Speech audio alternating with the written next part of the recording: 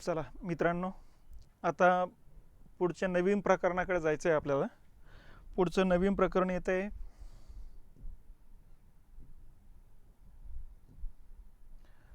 नदी प्रणाली. सगळ्यात मुख्य प्रकरण येते. अशी एखादी क्वचित परीक्षा असेल की त्या परीक्षेला नदी प्रणालीवरती एकही प्रश्न असणार नाही. 99% प्रश्न या मुद्द्यावर असतोच आणि खास करून महाराष्ट्राची संबंधित असल्यामुळं याच्यावरती प्रश्न असतोच. त्यामुळं हा हमखास मार्क्स देणारा विषय येतो, प्रकरण येतो हा. आता या प्रकरणावरती जे काही प्रश्न येतात ते कोणते कोणते मुद्दे, अगोदर ते मुद्दे समजून घेऊ आपण. महाराष्ट्राच्या नदी प्रणालीबद्दल सामान्य माहिती अगोदर समजून घे. नंतर महाराष्ट्रातील नद्यांचा उतारता क्रम समजून घ्यायचा, क्षेत्रफळानुसार, पाणी वाहून नेण्यानुसार, लांबीनुसार असं हिशोबानं. त्याच्यानंतर पूर्ववाहिनी ज्या नद्या आहेत त्या पूर्ववाहिनी नद्या लक्षात घ्यायच्या, मग कृष्णा, भीमा, गोदावरी. नंतर दक्षिण वाहिनी नद्या लक्षात ठेवायच्या, वर्धा, वैनगंगा. त्याच्यानंतर मग पश्चिम वाहिनी नद्या घ्यायच्या, लक्षात घ्यायच्या आपल्याला, ती म्हणजे तापी. आणि त्याच्या व्यतिरिक्त कोकणातल्या नद्या आहेत. कोकणातल्या नद्या आपण कोकण प्राकृतिक रचनेचा भाग बघतानाच त्या ठिकाणी बघितलेले, त्यामुळे या ठिकाणी तशा तेवढ्या काही नद्या बघण्याची गरज नाही आपल्याला. मग आता नदी प्रणाली म्हणजे नेमके काय? तर नदी प्रणाली म्हणजे या ठिकाणी आता आपल्याला माहिती आहे नेहमी डोंगराळ भागामध्येच नदी उगम पावत असते आणि डोंगराळ भागातून उताराच्या दिशेनं या ठिकाणी नदीचा प्रवाह वाहत असतो असा. तर अशा पद्धतीनं नदी ज्या वेळेस डोंगराळ भागाकडून उताराच्या दिशेनं जाते आणि सागराला जाऊन मिळत असते, शेवटी इथं सागर असेल असं समजून घ्या. तर या पट्ट्याला म्हणायचं नदीमुख. हा जो पट्टा येतो याला म्हणायचं नदीचे मुख. आणि हा जो वरचा डोंगराळ जो भाग आहे याला म्हणायचं नदी उगम क्षेत्र.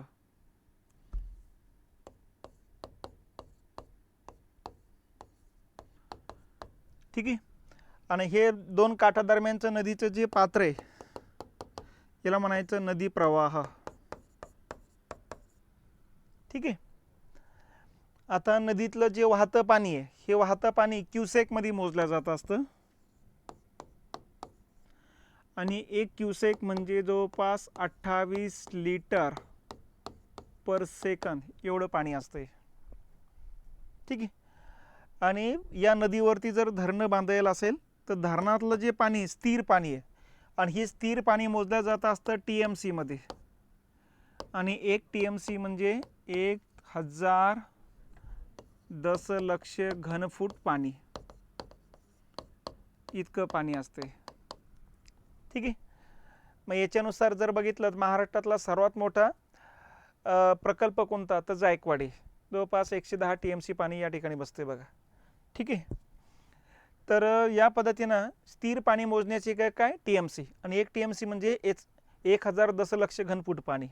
आणि वाहतं पाणी मोजण्याचे एकक काय क्युसेक आणि 1 क्युसेक म्हणजे 28 लिटर पाणी. ठीक आहे. दुसरा मुद्दा हा आहे की इथं जी धरणं आहेत या धरणाबद्दल लक्षात ठेवा. या ठिकाणी धरणाचे 3 प्रकार पाडले जातात आणि हे 3 प्रकार म्हणजे मोठा प्रकल्प, मध्यम प्रकल्प, लघु प्रकल्प असे हे 3 प्रकल्प असतात. आता ह्या प्रकल्प कशाच्या आधारे मोठा प्रकल्प, मध्यम प्रकल्प किंवा लहान प्रकल्प ठरविला जातो. तर 1978 मध्ये व्याख्या तयार करण्यात आली की ज्या प्रकल्पातल्या पाण्यापासून प्रकल्पाच्या खाली 10,000 हेक्टरपेक्षा जास्त जमीन ओलिती खाली येत असेल तर तो प्रकल्प म्हणजे मोठा प्रकल्प. ज्या प्रकल्पातल्या पाण्यापासून 2000 ते 10,000 हेक्टर जमीन ओलिती खाली येत असेल त्याला म्हणायचं मध्यम प्रकल्प. आणि 2000 हेक्टरपेक्षा कमी जमीन ओलिती खाली येत असेल तर लघु प्रकल्प. तर या हिशोबानं प्रकल्पाचे 3 प्रकार पाडले जातात, लघु प्रकल्प, मध्यम प्रकल्प, मोठा प्रकल्प. ठीक आहे. मग आता या ठिकाणी मोठाले जे प्रकल्प आहेत हे सर्वात जास्त भारतामध्ये विचारले आहेत तर महाराष्ट्रामध्ये, आणि महाराष्ट्रात सर्वात जास्त विचारले तर गोदावरी नदीच्या खोऱ्यामध्ये. आणि पर्टिक्युलर एका जिल्ह्यात जर विचारले तर सर्वात जास्त मोठाले प्रकल्प येतात पुणे जिल्ह्यामध्ये. तर ह्या हिशोबानं ह्या मोठाल्या प्रकल्पाबद्दल लक्षात ठेवायचे. मग आता मोठा प्रकल्प असू द्या, मध्यम प्रकल्प असू द्या किंवा लघु प्रकल्प असू द्या, हा प्रकल्प जिथं उभारण्यात आला तिथे एखादं गाव असेल तर ते गाव उठवून प्रकल्प उभारण्यात आला असेल तर त्या गावाचं नाव त्या प्रकल्पाला देतात. ठीक आहे. जायकवाडी प्रकल्प, पूर्णा प्रकल्प, येलदरी प्रकल्प, ते हे गावाचे नाव आहे. ते त्या ठिकाणच्या गावाजवळ ही प्रकल्प असल्यामुळे त्या गावाची नावं देण्यात आलेली. आता या ठिकाणी तिथं गावच नसेल तर तिथं गावच नसेल तर साहजिकच त्या नदीचंच नाव त्या प्रकल्पाला देतात. मग उदाहरणार्थ बिंदुसारा प्रकल्प, मुळा प्रकल्प, त्याच्यानंतर पैनगंगा प्रकल्प, गिरणा प्रकल्प, तर हे नदीची नावं या ठिकाणी दिले गेलेली आहेत बघा. तर अशा पद्धतीनं ज्या ठिकाणी प्रकल्प तिथं गाव असेल तर गावाचं नाव, गाव नसेल तर मग नदीचं नाव दिलं जाते. तर दोन काठादरम्यान नदीचं पात्र म्हणजे नदी प्रवाह आहे. आणि नदी प्रवाह कोणत्या कोणत्या जिल्ह्यातून कोणत्या कोणत्या राज्यातून वाहता असाही प्रश्न विचारला जातात. आणि दुसरा मुद्दा आहे नदी खोऱ्यातले राज्य. मग नदी खोरं म्हणजे काय? हे झालं नदी प्रवाह. नदी खोरं म्हणजे नदीला दोन्ही बाजूंना जिथपासून पाण्याचा पुरवठा होतो तेवढा तो एरिया, त्या एरियाला म्हणायचं नदी खोरे. मग असं समजून घ्यायचं की इकडं या डोंगररांगा अशा आणि इकडं या डोंगररांगा आहे. या डोंगररांगेतून उगम पावणाऱ्या नद्या अशा येणार आहेत बघा, ठीक आहे, आणि इकडून जाणारे असे जाणार आहेत. आणि अशा पद्धतीनं दोन्ही बाजूने या नद्या येऊन मिळत असतात. थोडक्यात काय, या नदीच्या दोन्ही बाजूने इथपासून आणि इथपासून पाण्याचा पुरवठा होत असतो. तर हे एवढा एरिया टोटल या डोंगररांगेपासून या डोंगररांगेपर्यंत प्रत्येक पाण्याचा थेंब ना थेंब या नदीला येऊन मिळतो बघा. म्हणून एवढ्या एरियाला म्हणायचं नदी खोरे. नदी प्रवाह एवढाच आहेत पण नदी खोऱ्यामध्ये एवढा एरिया येतो असतो बघा, ठीक आहे. मग नदी खोऱ्यामध्ये किती राज्य म्हटलं तर नदी प्रवाह वाहत असणारे राज्य तर आहेच, पण त्याच्या आसपासच्या भागातून जिथून पाण्याचा पुरवठा होतो तेवढे राज्य या नदीच्या खोऱ्यामध्ये येणार आहेत. तर नदी खोरे ही मोठी संकल्पना आहे, एवढं लक्षात ठेवायचे, ठीक आहे. त्याच्यानंतर हेही लक्षात असू द्या, या बाजूने नदी येत असेल तर याला म्हणायच्या डाव्या बाजूने येणाऱ्या नद्या. नदी जिकडं वाहते तिकडं तोंड करून आपले डावा हात म्हणजे डाव्या बाजूने येणाऱ्या नद्या, उजवा हात म्हणजे उजव्या बाजूने येणाऱ्या नद्या, असं लक्षात घ्यायचं आहे, ठीक आहे. उपनद्या. मग आता या उपनद्यांनाही काही उपनदी येऊन मिळत असतात, यांना म्हणायचं सहाय्यक नद्या. तर या सहाय्यक नद्या असतात बघा. तर मुख्य उपनदी आणि इतर उपनद्या. तर मुख्य नदी, उपनद्या आणि त्यांच्या उपनद्या म्हणजे सहाय्यक नद्या यांचं मिळून बनलेली प्रणाली यालाच म्हणायचं नदी प्रणाली. तर नदी प्रणालीची ही व्याख्या अशा पद्धतीने लक्षात ठेवायची. नदी प्रणाली म्हणजे काय तर मुख्य नदीला दोन्ही बाजूने येणाऱ्या उपनद्या, त्यांच्या उपनद्या म्हणजे मुख्य नदीची सहाय्यक नद्या, मुख्य नदी, उपनदी आणि सहाय्यक नद्या यांचं मिळून बनलेली प्रणाली याला म्हणायचं नदी प्रणाली. मग नदी प्रणालीचे सुद्धा वेगवेगळे प्रकार असतात बघा. उपनद्या जास्त असेल तर मग वृक्षाकार नदी प्रणाली म्हणतो आपण. बरोबर दोन डोंगररांगेच्या पट्ट्यातून वाहत असेल तर आयताकृती नदी प्रणाली म्हणत असतो. मुख्य केंद्रापासून सगळ्या बाजून जात असेल तर मग त्याला म्हणायचं केंद्रोत्सारी नदी प्रणाली. मध्ये तलावाकडे चारी बाजून नद्या येत असेल तर त्याला म्हणायचं केंद्रगामी नदी प्रणाली. तर अशा पद्धतीनं नदी प्रणालीचे वेगवेगळे प्रकार या ठिकाणी पाडले जात असतात. तर या ठिकाणी ही सामान्य माहिती नदीबद्दल लक्षात घ्यायचं. तर हा पहिला मुद्दा आहे. दुसरा मुद्दा काय येतो, नद्यांचा उतरता क्रम. आता ज्या काही नद्या आहेत महाराष्ट्रामध्ये, ठीक आहे, त्या महाराष्ट्रातल्या नद्यांचा उतरता क्रम जो आहे तो लक्षात घेऊ आपण. आता आपल्याला माहिती आहे की अगोदर ज्या मुख्य नद्या आहेत त्या मुख्य नद्यांवरती नजर टाकू आपण. अगोदर डोंगररांगा लक्षात घेऊ त्याच्यामध्ये मी,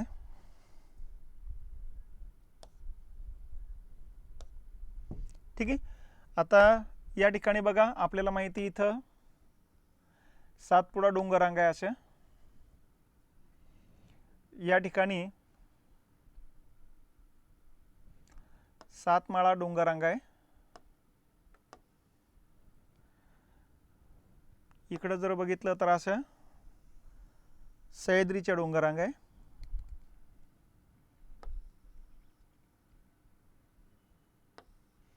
इथं हरिश्चंद्र बालाघाटच्या डोंगररांगा आहे आणि इथं शंभू महादेवाच्या डोंगररांगा आहे. इकडं आपल्याला माहिती आहे दरेकसा आहे, चिरोली, सुरजागड, भामरागडच्या डोंगररांगा. या पहिल्या डोंगररांगा लक्षात घ्यायच्या, ठीक आहे. मग आता या डोंगररांगांना नावं लक्षात घ्या. या आहेत सातपुडा डोंगररांगा, ठीक आहे. या आहेत सातमाळा, पुढं यांनाच म्हणायचं अजिंठाच्या डोंगररांगा. त्याच्यानंतर या आहेत हरिश्चंद्रगड,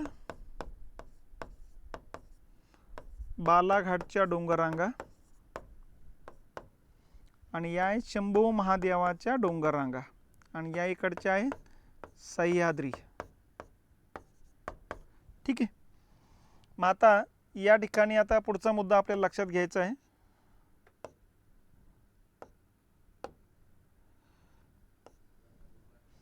यांच्या दरम्यान कुठलं कुठलं नदी खोरं वाहत असतं. आता या ठिकाणी आपल्याला माहिती आहे की इथून तापी नदीचं खोरं वाहत असतं. असं इथून असं जर बघितलं आपण, इकडं गोदावरी नदीचं खोरे,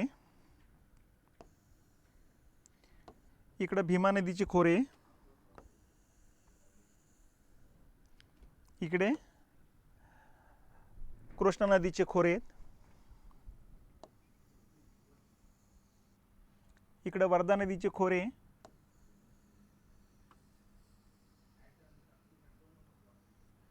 इकडं वैनगंगा नदीचे खोरे,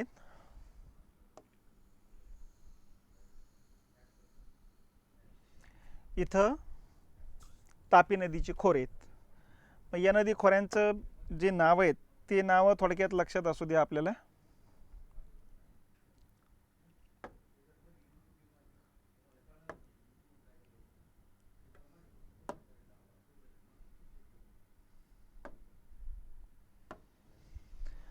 हे बघा, इथली ही नदी जी येते, ही नदी येते तापी.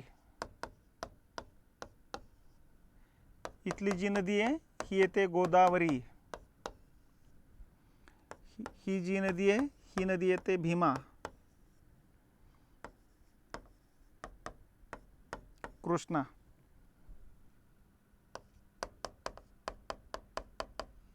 पैनगंगा.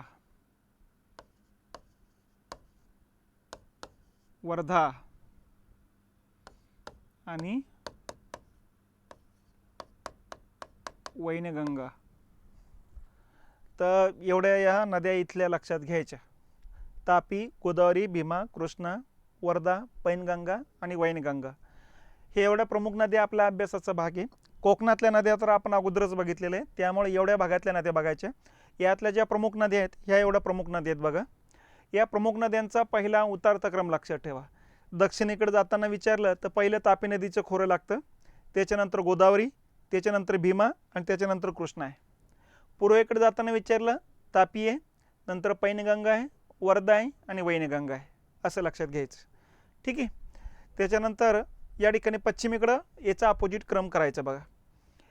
त्याच्यानंतर डोंगर रांगेचा दक्षिणेकडे जातानाचं क्रम विचारलं, सातपुडा, नंतर सातमाळा अजिंठा, हरिश्चंद्र बालाघाट आणि महादेवाचे डोंगररांगा. ठीक आहे. किंवा उत्तरेकडे जातानाचा क्रम विचारला जाऊ शकतो. त्याच्यानंतरचा प्रश्न असू शकतो, सातपुडा सातमाळा यांच्या दरम्यान कोणतं नदी खोरे? सातमाळा अजिंठा, हरिश्चंद्र बालाघाट यांच्या दरम्यान कोणतं नदी खोरे? हरिश्चंद्र बालाघाट आणि महादेवाचे डोंगररांगा यांच्या दरम्यान कोणतं नदी खोरे? या पद्धतीने प्रश्न असू शकतात.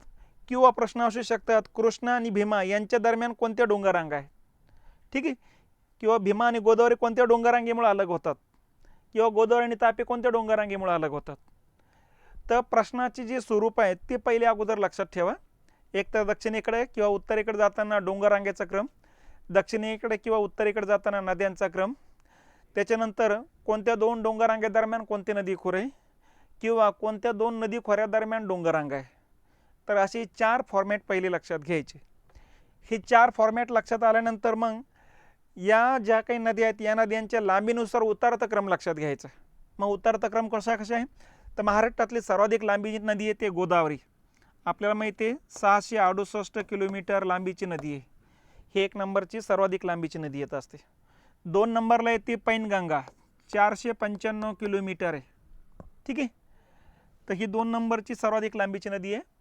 विदर्भातली सर्वाधिक लांबीची आहे आणि महाराष्ट्रातली गोदावरी खलकल दुसऱ्या क्रमांकाची सर्वाधिक लांबीची. 3 नंबरची येते बघा 455 किलोमीटर लांबीची नदी वर्धा. 4 नंबरला येत असते भीमा. 5 नंबरला येत असते वैनगंगा 295 किलोमीटर. त्याच्यानंतर येत असते कृष्णा 282 किलोमीटर आणि त्याच्यानंतर येत असते तापी 208 किलोमीटर. ठीक आहे. तर ह्या हिशोबानं लांबी लक्षात राहिलं नाही तरी चालेल, पण उतारता क्रम लक्षात राहिला पाहिजे. गोदावरी 1 नंबर आहे, पैनगंगा 2 नंबर आहे, वर्धा 3 नंबर आहे, भीमा 4 नंबर आहे, वैनगंगा 5 नंबर, कृष्णा 6 नंबर आणि तापी 7 नंबर.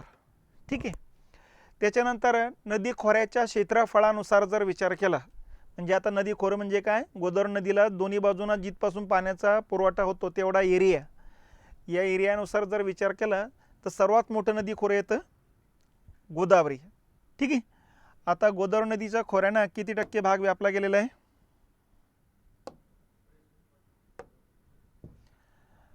तर सर्वात मोठं येतं गोदावरी, 69,000 चौरस किलोमीटर एरिया याचा, 1 नंबरला येतं. 2 नंबरला मोठं नदी खोरं येतं भीमा, 46,184 चौरस किलोमीटर एरिया आहे, हे 2 नंबरला येतं असतं. 3 नंबरला येतं असतं वर्धा, 46,182 चौरस किलोमीटर एरिया येतो. 4 नंबरला येतो वैनगंगा, 38,000 चौरस किलोमीटर एरिया आहे. 5 नंबरला येतं असतो तापी, तापीचा एरिया येतो 31,200 चौरस किलोमीटर. ठीक आहे. आणि 6 नंबरला येतो असतो कृष्णा, 28,700 चौरस किलोमीटर एरिया आहे. एरिया लक्षात राहिला नाही तरी चालेल. 1 नंबरला गोदावरी आहे, 2 नंबरला भीमा, 3 नंबरला वर्धा, 4 नंबरला वैनगंगा, 5 नंबरला तापी, 6 नंबरला कृष्णा, असं लक्षात घ्यायचं. त्याच्यानंतर शेवटचा मुद्दा येतो याच्यातला,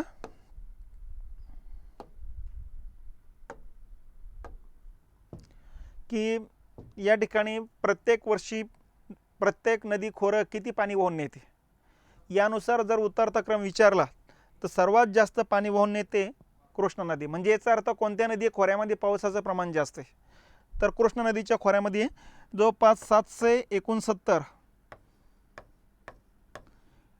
इतकं TMC पाणी या ठिकाणी या नदीच्या खोऱ्यात एका वर्षाला पडत असतो बघा. तर सर्वात जास्त पाणी वाहून नेते कृष्णा. 2 नंबरला आहे वैनगंगा. ठीक आहे, 719 TMC पाणी वाहून नेत असते, 2 नंबरला येतं असतं बघा. 3 नंबरला आहे गोदावरी, 404 TMC पाणी वाहून नेत असते. 4 नंबरला भीमा, 309 TMC पाणी वाहून नेत असते बघा. त्याच्यानंतर आहे तापी, 229 TMC पाणी वाहून नेत असतात. आणि कोकणातल्या सर्व नद्यांचं मिळून 1670 TMC पाणी वाहून नेण्याची क्षमता या ठिकाणी कोकणातल्या नद्यांची आहे. तर अशाही पद्धतीनं हा उतरता क्रम लक्षात घ्यायचा. ठीक आहे. 1 number Krishna, 2 number Wainganga, 3 number Godavari, 4 number Bhima, 5 number Tapi आणि 6 नंबर मग कोकणातल्या नद्या. तर या पद्धतीनं सर्व नद्या बघण्याच्या अगोदर या सर्व नद्यांचा एकत्रित कम्पॅरेटिव्हली म्हणजे तुलनात्मक पद्धतीनं जे काही माहिती आहे ती माहिती लक्षात घ्यायची. तर थोडक्यात असा चार्ट लक्षात घ्यायचा बघा. हे बघा, नदी खोऱ्याच्या क्षेत्रफळानुसार गोदावरी 1 नंबर आहे, भीमा 2 नंबर आहे, वर्धा 3 नंबर आहे, वैनगंगा 4, तापी 5, कृष्णा 6. त्यांच्या समोर त्यांचे क्षेत्रफळ टाकलेले. तसा गोदावरी नदी खोऱ्याने महाराष्ट्राचा जवळपास 53% भाग व्यापला गेलेला आहे. मग 53% जर तुम्हाला करायचं असेल तर 1,53,000 चौरस किलोमीटर यायला पाहिजेत. आपलं 49% भाग व्यापला गेलेला आहे. सॉरी, 49% म्हणजेच या ठिकाणी 3,07,000च्या 49% म्हणजे 50%च पकडा की 1,53,000 होईल. ते 1,53,000 म्हणजे हे बघा गोदावरी, वर्धा आणि वैनगंगा यांची बेरीज करा. हे 69,000, हे 46,000, हे 38,000, यांची एकत्रित बेरीज केली ती 1,53,000 चौरस किलोमीटर एरिया होईल तो. तर ह्या हिशोबानं आपण वर्धा आणि वैनगंगा वेगवेगळे दाखवलेले आहेत. तर तसं लक्षात घ्या. हे क्षेत्रफळ विचारण्याची शक्यता 99% नाही आहे, पण हा उतरता क्रम विचारण्याची शक्यता जास्त आहे. ठीक आहे. पाणी उपलब्धतेनुसार किंवा पाणी वाहून नेण्यानुसार प्रत्येक नदी खोऱ्याचं जर क्षेत्र आपलं उतरता क्रम बघितला तर कृष्णा 1 नंबरला आहे, वैनगंगा 2 नंबरला आहे, गोदावरी 3, भीमा 4, तापी 5 आणि कोकण 6 नंबरवरती येते. ते TMC मध्ये विचारलं जाईल याची शक्यता नाही. आणि लांबीनुसार जर विचारलं तर गोदावरी 1 नंबरला आहे, पैनगंगा 2 नंबरला आहे, वर्धा 3 नंबरला आहे, भीमा 4 नंबरला आहे, वैनगंगा 5 नंबरला, कृष्णा 6 नंबरला आणि तापी 208 किलोमीटर लांबीची, तिची लांबी येते 208 किलोमीटर. टोटल लांबी 724-25 किलोमीटर आहे. ठीक आहे. तर अशा पद्धतीनं हा पहिला मुद्दा लक्षात ठेवा, नदी खोऱ्यांचा उतरता क्रम. मग हे एवढे मुद्दे येतात बघा. तर ही सामान्य माहिती आहे. या सामान्य माहितीबद्दल आणखीन एक मुद्दा लक्षात घेण्यासारखा आहे. नदी काठावरचे गावं, शहरं, प्रसिद्ध ठिकाणं. ठीक आहे. आणि नदीच्या संगमावरचे प्रसिद्ध ठिकाणं, गावं किंवा जिल्ह्याचं ठिकाण असेल तर तेही लक्षात घ्यावं लागेल. ते इतके मुद्दे जे आहेत, हे मुद्दे आता एक एक नद्या बघत असताना या सगळ्या मुद्द्यांची माहिती त्या ठिकाणी घेणं गरजेचे असते. तर अशा पद्धतीनं प्रॅक्टिकली अगोदर नद्या बघा, कोणत्या 2 डोंगरांदरम्यान वाहते, उगम कुठं होतं, त्यानंतर नदी कोणत्या कोणत्या जिल्ह्यातून जात असते ते जिल्हे लक्षात ठेवा, नदी खोऱ्यात कोणते कोणते जिल्हे येतात ते लक्षात घ्या, त्याच्यानंतर नदी कोणत्या कोणत्या राज्यातून जाते प्रवाह ते बघायचं, नदी खोऱ्यात कोणते कोणते राज्य येतात तेही लक्षात घ्यायचं, उगमस्थान आणि नंतर शेवट लक्षात घ्या, नंतर डाव्या बाजूनं कोणत्या कोणत्या नद्या येत असतात ते लक्षात घ्या, उजव्या बाजूनं कुठल्या कुठल्या नद्या येत असतात तेही लक्षात घ्या, त्याच्यानंतर नदीच्या संगमावरचे गावं, नदी काठावरचे गावं, नदीवरचे धरणं ते लक्षात घ्या, आणि आणखीन याच्या व्यतिरिक्त काही वैशिष्ट्ये असेल त्या नदी खोऱ्याचं तर तेही लक्षात घ्या. तर अशा पद्धतीनं एक एक नदी बघत जर गेलं तर ह्या 4 महत्त्वाच्या नदी खोऱ्या येतात, तापी, भीमा, कृष्णा आणि गोदावरी. तर ह्या महत्त्वाच्या आहेत, आणि वर्धा, वैनगंगा. तर एवढं जरी व्यवस्थित करून घेतलं तरी आपल्याला एकही प्रश्न या ठिकाणी या मुद्द्यांवरती कसाही विचारला तर जाण्याची शक्यता नाही. चला मग पुढच्या लेक्चरमध्ये आपण एक एक नद्या बघायला सुरुवात करू आता.